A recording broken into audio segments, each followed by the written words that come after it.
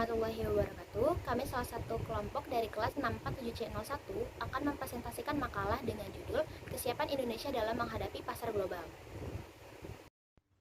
Saya Anissa Salsabilah dengan NIM 6419043. Dalam video presentasi kelompok kali ini, saya akan menjelaskan terlebih dahulu tentang latar belakang permasalahan dari makalah kami. Sejak dimulainya konferensi tingkat tinggi ASEAN di Singapura pada tahun 1992,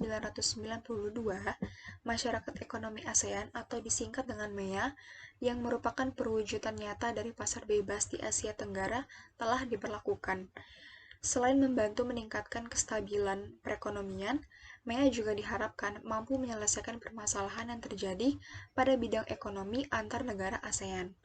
MEA secara umum memiliki 4 karakteristik umum, yaitu pasar tunggal dan basis produksi, kawasan ekonomi yang berdaya tinggi, kawasan dengan pembangunan ekonomi yang merata, serta kawasan yang terintegrasi penuh dengan ekonomi global. Globalisasi merupakan suatu tantangan sekaligus peluang yang harus segera dijawab dan dihadapi. Dalam kaitannya dengan pasar bebas atau bidang perekonomian, globalisasi menuntut dunia bisnis untuk lebih meningkatkan penerapan sistem dan paradigma baru dalam mengelola usahanya. Implementasi dari Good Corporate Governance atau disingkat dengan GCG kian menjadi faktor penentu yang strategis agar dapat memaksimalkan perusahaan, mengembangkan kinerja dan kontribusi perusahaan, serta menjaga keberlanjutan perusahaan secara jangka panjang. Oleh karena itu, setiap perusahaan perlu terus meningkatkan kerja kerasnya agar dapat mengambil manfaat dari penerapan GCG, sehingga dapat membantu Indonesia dalam menghadapi pasar global. Rumusan masalah yang terkandung dalam makalah ini, yang pertama adalah bagaimana penjelasan materi mengenai manajemen pemasaran internasional. Yang kedua, bagaimana kesiapan Indonesia dalam menghadapi pasar global. Dan yang ketiga, bagaimana cara mengimplementasikan Good Corporate Governance. Untuk tujuannya, yang pertama adalah untuk mengetahui manajemen pasar internasional. Yang kedua, untuk mengetahui hubungan pasar Indonesia dengan MEA. Lalu yang ketiga ada untuk mengetahui kesiapan pasar Indonesia dalam pasar global. Dan yang terakhir adalah untuk mengetahui apa saja implementasi Good Corporate Governance.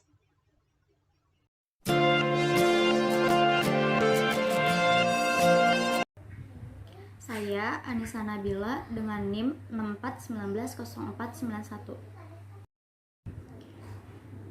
Selanjutnya saya di sini akan menjelaskan tentang pasar global.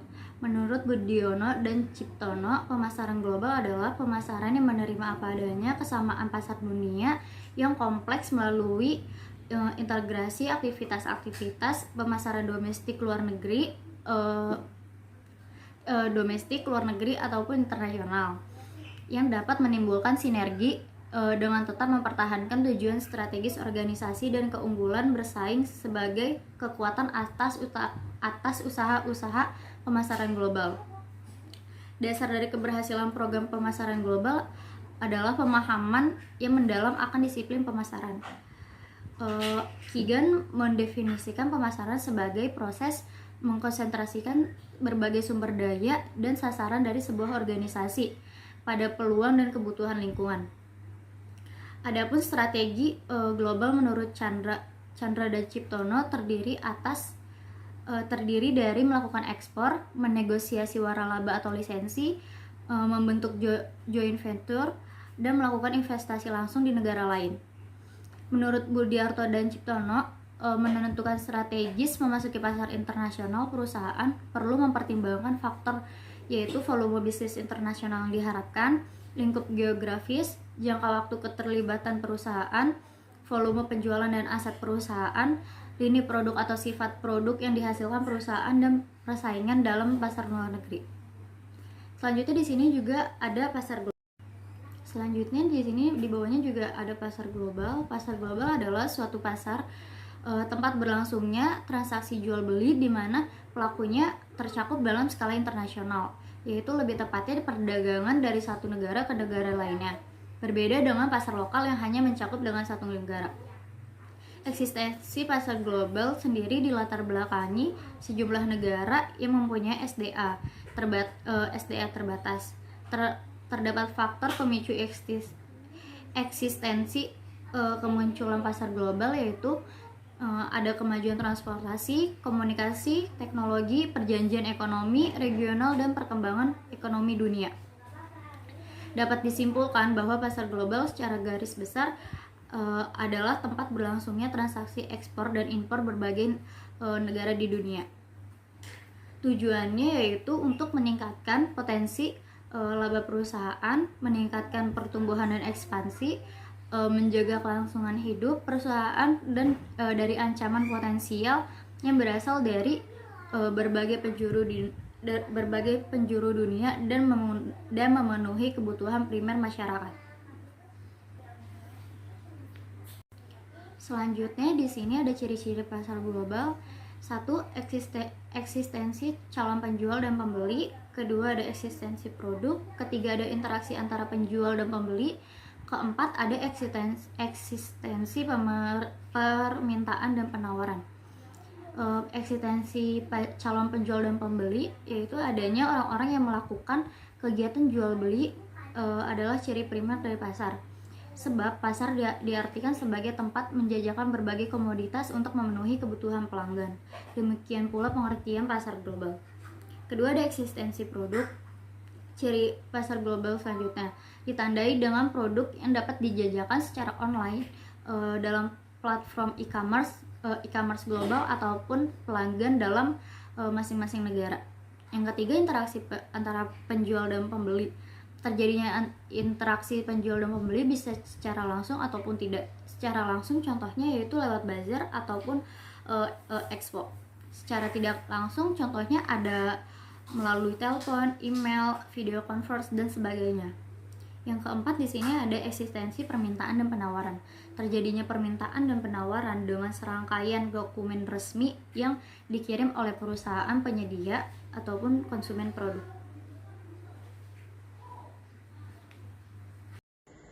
Saya Triwiningsi dengan NIM 64190-476. 2.3 Masyarakat Ekonomi ASEAN. Masyarakat ekonomi ASEAN memiliki pola mengintegrasikan ekonomi negara dengan cara membentuk sistem perdagangan bebas atau free trade antara negara-negara anggota yang telah menyepakati suatu perjanjian. MEA adalah istilah yang hadir dalam Indonesia, tapi pada dasarnya MEA itu sama aja dengan AEC. Konsekuensi atas kesepakatan MEA tersebut berupa aliran bebas barang bagi negara-negara ASEAN, dampak arus bebas jasa, dampak arus bebas investasi, dampak arus tenaga kerja terampil, dan dampak arus bebas modal. Hal-hal tersebut tentunya dapat berakibat positif atau negatif bagi perekonomian Indonesia. Selama hampir 2 dekade, ASEAN terdiri dari hanya 5 negara, yaitu Indonesia, Malaysia, Filipina, Singapura, dan juga Thailand, yang berdirinya pada tahun 1967. Negara-negara Asia Tenggara lainnya yang tergabung dalam waktu yang berbeda yaitu Brunei Darussalam pada tahun 1984, Vietnam pada tahun 1995, Laos dan Myanmar tahun 1997, dan Kamboja 1999. Masyarakat ekonomi ASEAN yang diberlakukan pada 31 Desember 2015 merupakan bentuk integrasi ekonomi regional dengan asumsi persaingan bebas akan mendorong setiap negara ASEAN melakukan efisiensi yang optimal dan pada akhirnya akan meningkatkan kesejahteraan masyarakat. Apabila mekanisme dalam integrasi ekonomi regional berjalan dengan baik di setiap negara, maka semua yang terlibat akan memperoleh keuntungan, meski keuntungan tersebut tidak akan merata sebarannya. Pembentukan MEA bertujuan untuk meningkatkan kesejahteraan seluruh anggota ASEAN sehingga mampu menghadapi persaingan pada lingkup regional dan global. Hal ini dinilai sebagai suatu kemajuan yang sangat signifikan sebagai respon terhadap threat of human security yang mencakup keamanan politik, keamanan komoditas ekonomi, keamanan pangan, keamanan kesehatan, keamanan lingkungan, dan keamanan individu. Selanjutnya, saya akan menjelaskan tentang ciri utama masyarakat ekonomi ASEAN. Yang pertama, kawasan ekonomi yang sangat kompetitif. Pengakuan terkait kualifikasi profesional, adanya langkah-langkah dalam pembiayaan perdagangan, serta konsultasi lebih dekat pada kebijakan makroekonomi dan keuangan. Yang kedua, memiliki wilayah pembangunan ekonomi yang merata, pengembangan sumber daya manusia, dan peningkatan kapasitas yang merata. Yang ketiga, daerah-daerah akan terintegrasi secara penuh dalam ekonomi global, mengintegrasikan industri di seluruh wilayah untuk mempromosikan sumber daerah dan meningkatkan infrastruktur. Yang keempat, basis dan pasar produksi tunggal, meningkatkan keterlibatan sektor swasta untuk membangun MEA dan pengembangan transaksi ekonomi melalui e-ASEAN. Saya Diva Sukma Kurnia dengan NIM 64190-495 akan menjelaskan bagian 2.5 yaitu kesiapan Indonesia dalam pasar global. Situasi ekonomi global yang sedang pasang surut dapat mempengaruhi perdagangan internasional. Banyak negara yang mengalami penurunan pertumbuhan pada ekspor. Kepala Badan Pengkajian dan Pengembangan Perdagangan Kemendak mengungkapkan bahwa Indonesia memiliki 6 strategi jangka pendek untuk menjaga perdagangan di pasar global. Adapun strategi jangka pendek tersebut diantaranya adalah meratifikasi 13 perjanjian yang konklud dan menyelesaikan 11 perjanjian perdagangan internasional. Yang pertama, penyelesaian sengketa dagang di Dispute Settlement Body WTO dalam rangka mengamankan kebijakan perdagangan Indonesia dan akses produk di luar negeri. Kedua, optimalisasi pemanfaatan instrumen trade remedies dalam rangka melindungi industri dalam negeri termasuk pengamanan hambatan ekspor di pasar luar negeri. Ketiga, peningkatan branding dan peningkatan SDM UKM ekspor. Keempat, mengendalikan impor secara selektif dengan mengutamakan bahan baku penolong yaitu tujuan ekspor dan investasi serta menggiatkan dukungan kepada industri dan investasi yang berorientasi pada ekspor. Kelima, peningkatan peran Free Trade Agreement Center di 5 daerah yaitu Jakarta, Bandung, Surabaya, Makassar, dan Medan dalam rangka utilisasi yang sudah pada tahap implementasi. Yang keenam, menggiatkan misi dagang ke pasar non-tradisional dan pemanfaatan perjanjian perdagangan serta membuat perwakilan perdagangan di luar negeri lebih aktif sebagai business agent. Kerjasama antara pemerintah, akademisi, dan dunia usaha seperti konferensi internasional dapat menjadi bagian pengembangan SDM khususnya di bidang perdagangan. Hal tersebut menunjukkan bahwa daya saing SDM yang dapat membuka pintu pasar global. Indonesia harus bisa mengoptimalisasi SDM dengan meningkatkan kemampuan berkomunikasi dan juga penguasaan bahasa asing, sebab pasar global bukan hanya berkaitan dengan dunia usaha tetapi juga peningkatan tenaga kerja lintas negara. Human Development Indonesia masih kalah jika dibandingkan dengan negara tetangga yaitu Malaysia, Singapura, dan Thailand. Selain itu, Filipina dikenal mempunyai tenaga kerja lintas negara yang bisa berbahasa Inggris dengan baik dibandingkan Indonesia. Meskipun begitu, Indonesia berpotensi melahirkan banyak brand global didukung dengan populasi yang besar dengan jumlah kelas menengah yang terus bertumbuh, gaya hidup yang cenderung konsumtif, dan kesadaran menggunakan produk buatan dalam negeri yang semakin meningkat.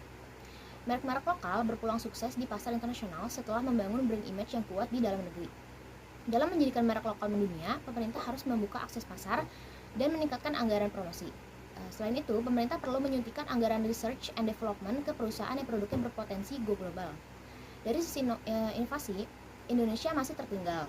Berdasarkan indeks peringkat inovasi global, Indonesia berada di peringkat ke-85 dari 131 negara. Dan di ASEAN menempati peringkat ke-7. Pengelolaan investasi Indonesia yang tepat dapat menjadi pemimpin pasar lokal dan menembus pasar global. Prospek investasi di Indonesia menurut skala global memiliki keunggulan saham dan obligasi yang berdaya saing dibandingkan dengan negara lain.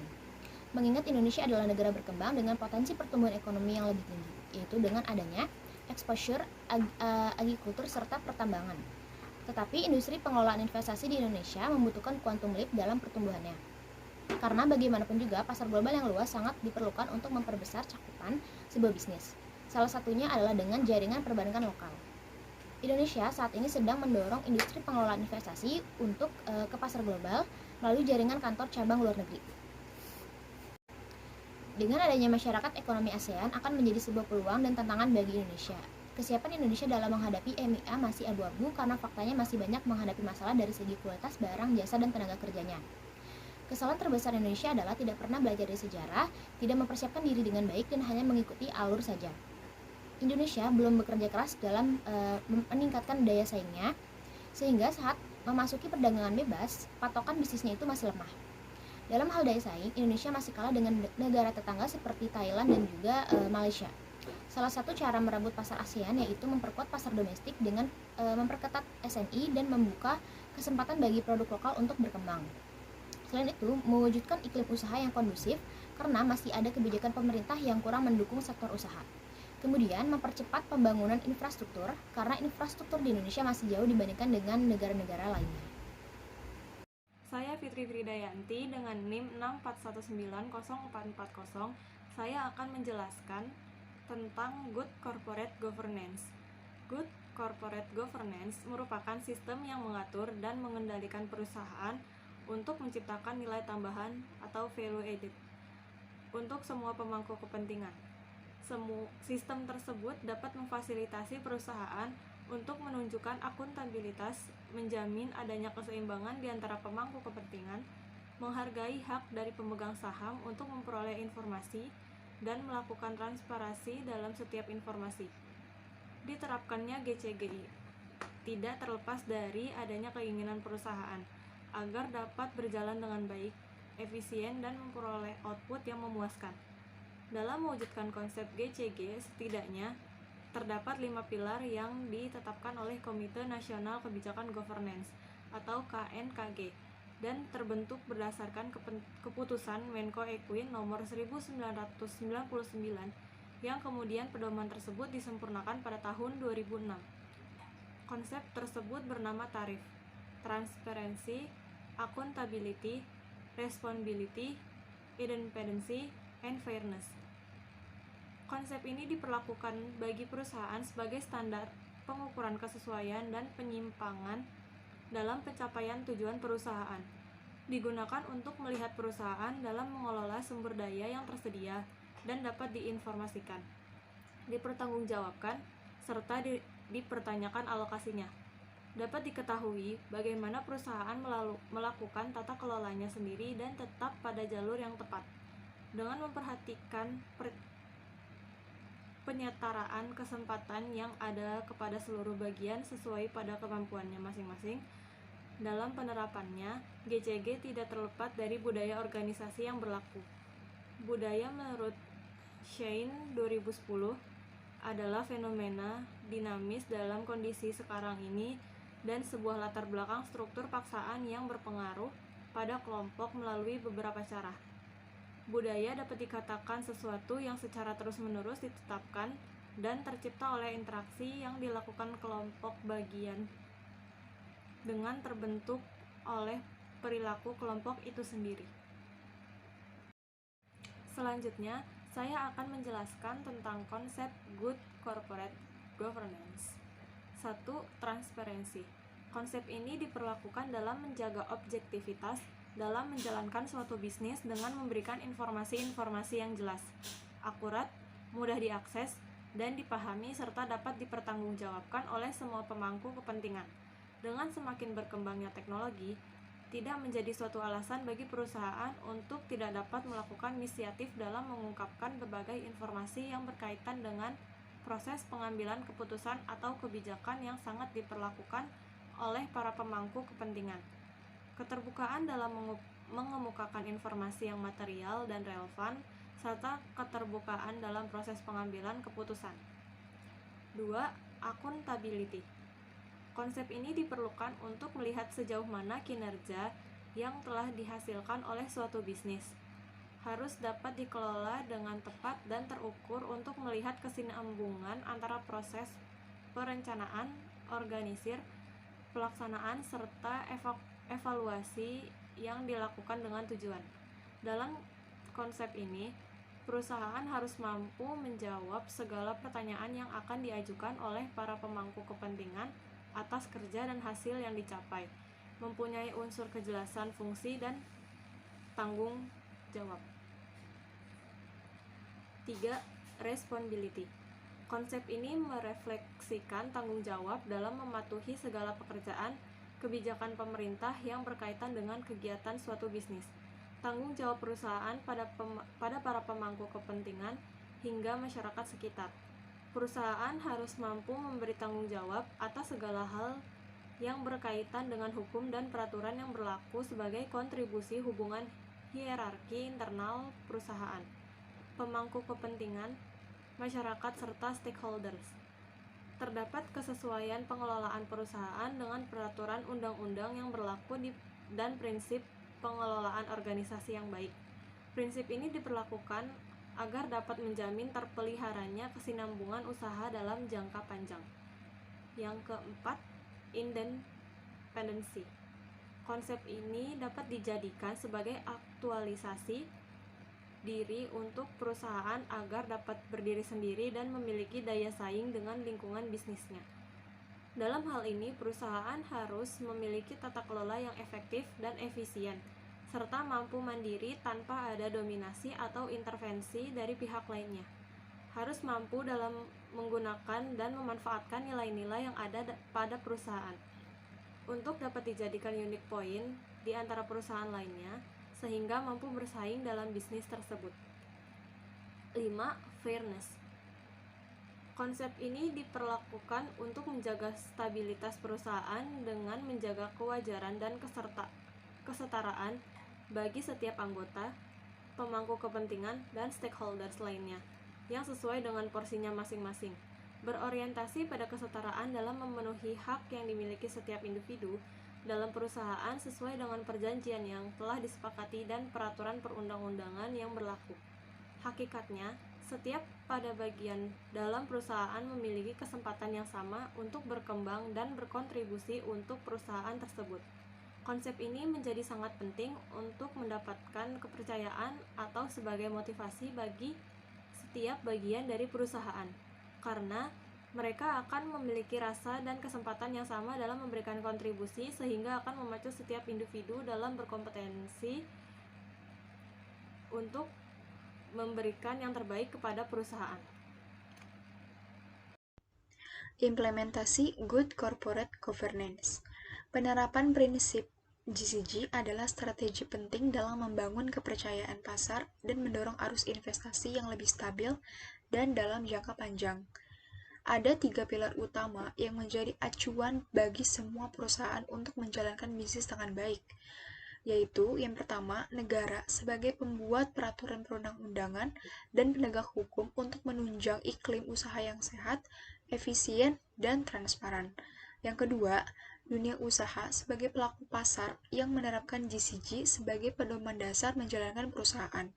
Yang terakhir, masyarakat sebagai pengguna produk atau jasa dan pihak yang terkena dampak dari keberadaan perusahaan berperan melakukan kontrol sosial secara objektif. Selanjutnya, implementasi Good Corporate Governance. 1. Perusahaan menyediakan informasi meliputi visi, misi, sasaran usaha, strategi perusahaan, kondisi keuangan, susunan dan kompensasi pengurus, pemegang saham, pengendali, kepemilikan saham, sistem manajemen risiko, sistem pengawasan dan pengendalian internal, sistem pelaksanaan GCG, serta kejadian penting yang mempengaruhi kondisi perusahaan. 2. Perusahaan menyediakan sistem pengendalian internal yang efektif untuk pengelolaan perusahaan dan kepemilikan ukuran kinerja untuk semua jajaran perusahaan yang konsisten dengan sistem reward and punishment. Setiap bagian perusahaan dan semua individu harus berpegang pada etika bisnis serta pedoman perilaku yang sudah disepakati bersama. 3. Perusahaan menjalankan tanggung jawab sosial, antara lain peduli terhadap masyarakat dan kelestarian lingkungan terutama di sekitar perusahaan. 4. Perusahaan menghindari dominasi, tidak terpengaruh kepentingan tertentu, bebas dari konflik dan segala pengaruh atau tekanan. 5. Perusahaan memberikan kesempatan kepada stakeholder untuk memberikan masukan dan menyampaikan pendapat untuk kepentingan perusahaan, serta membuka akses informasi secara transparan. 6. Perusahaan memberikan kesempatan yang sama dalam penerimaan karyawan, berkarir, dan melaksanakan tugasnya secara profesional tanpa membedakan sara, gender, dan kondisi fisik. Upaya mengatasi kelemahan tata kelola di Indonesia, salah satunya pembentukan Komite Nasional Kebijakan Good Corporate Governance atau KNKG pada 1999. Lembaga ini pada awalnya membangun kesadaran kepentingannya tata kelola perusahaan melalui seminar dan pelatihan serta penyusunan beberapa pedoman. OJK menerbitkan peta arah tata kelola perusahaan Indonesia pada awal tahun 2014. Pedoman ditunjukkan untuk emiten dan perusahaan pabrik. Untuk reformasi tata kelola ini selanjutnya mendorong timbulnya inisiatif lain dari berbagai lembaga seperti penerbitan indeks persepsi tata kelola setiap tahunnya, serta pemberian penghargaan kepada perusahaan yang telah menerapkan tata kelola dengan baik.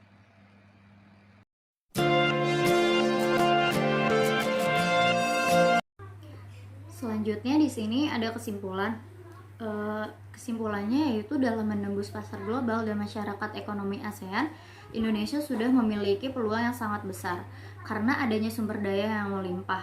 Terlihat dari pemerintahnya juga sudah mawas terhadap dunia luar sehingga membuat berbagai macam strategi dan sistem untuk mendukung pasar lokal untuk menjadi global. Para perusahaan yang ingin mengglobal pada dasarnya akan menggunakan CGC dalam tata kelola bisnisnya, yang dimana hal tersebut dapat mendorong lebih kuat untuk menuju kemajuan daya saing perusahaan. Jika daya saing perusahaan lokal kuat, maka secara otomatis akan membuat pasar Indonesia juga berdaya saing di mata negara lain. Selanjutnya 3.1 saran. Dalam menembus pasar global dan kesiapan masyarakat ekonomi ASEAN, maka Indonesia harus sebisa mungkin memperhatikan strategi pemerintah, investasi, pengaruh SDM, dan brand image produk lokal. Selain itu, perusahaan harus terus menerapkan sistem CGC agar lebih siap dalam menembus pasar global itu sendiri. Karena pada dasarnya kesiapan Indonesia harus dimulai dari semua individu yang terlibat. Tidak bisa hanya mengandalkan satu individu saja. Diharapkan ke depannya Indonesia dapat memiliki daya saing yang tidak kalah terutama dengan negara-negara lainnya di wilayah ASEAN.